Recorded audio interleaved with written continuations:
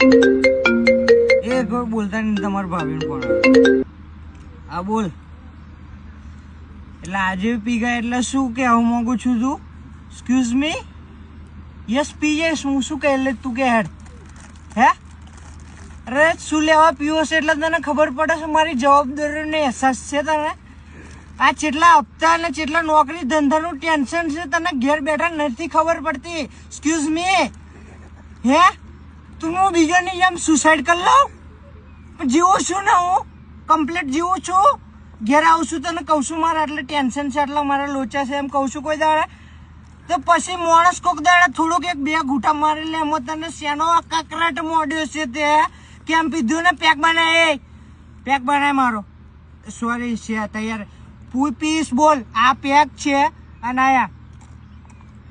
આ મારી ગયો જાહેર તાર જે થાય ને તોડી લેજે બોલ